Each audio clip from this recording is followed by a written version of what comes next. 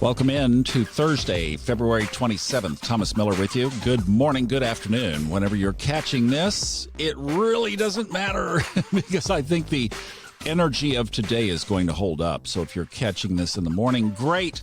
Thank you for sharing some coffee with us. And then if you're catching it later on, or even, this is kind of a today thing because the moon will change signs after today.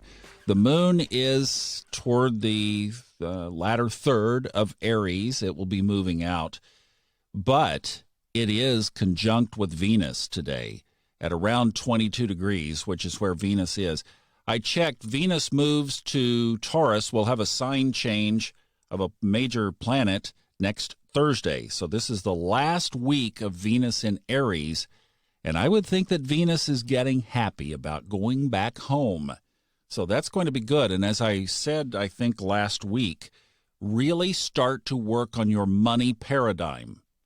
Because with Neptune in Pisces, Venus in Taurus, I mean, this is just a great time to work on your money paradigm. So a month of manifesting will be our theme beginning next Thursday. Okay? So get a head start on that, and we're going to be walking through it every day. I'm going to carry that theme. I'm going to keep that torch going because I think that's just going to be a great time to work on our financial situation beginning next Thursday. Yay for that. Now, today, quick little update because everything that we talked about yesterday is still in place, but I did want to bring one other element into focus. Now, if you did not catch yesterday and you want just the Cliff Note version of it, it basically was that this is all around Saturn-Pluto's continued work that we've been talking about was going to be in effect for all of this year, and it certainly still is now. But the whole focus is on this transformation, and it can definitely be around the transformation of your relationship. Because there's a really strong square aspect right now between Venus, the moon, Saturn, and Pluto. And you throw in this T-square between the north and south nodes and Chiron. Oh, so it's like that's the wounded healer if you're fairly new to this. So that area of our life that keeps coming up, or that area that is unresolved, and maybe it doesn't keep coming up because it simply is unresolved. But it's that wound that we brought in with us karmically, that we came into this life to resolve, to work with, to address.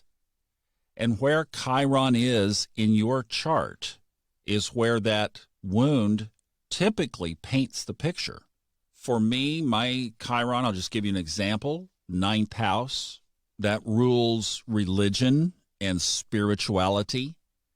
And in my past, my upbringing was very fundamentalist-based, and there were a lot of wounds around that. And I'm still experiencing a modern day, even with all the work that's been done here out of nowhere over the last several months has been a wound that goes all the way back to that. And it's being worked through in a whole different way now that I'm consciously aware of what's going on.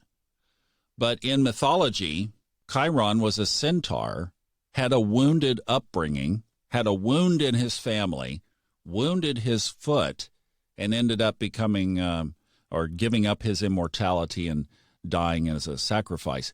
But that's kind of the deal. It's like this wound never heals.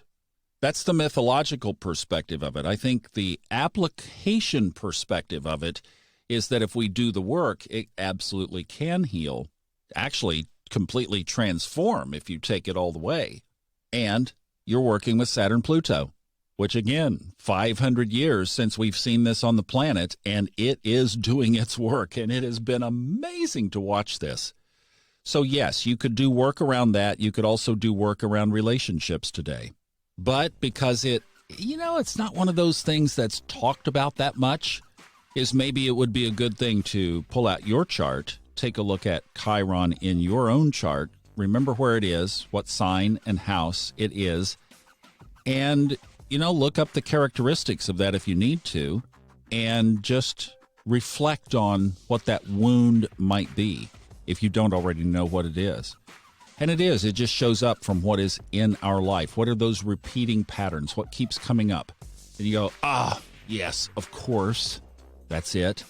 I think mine has multiple facets, kind of 3 dimensions.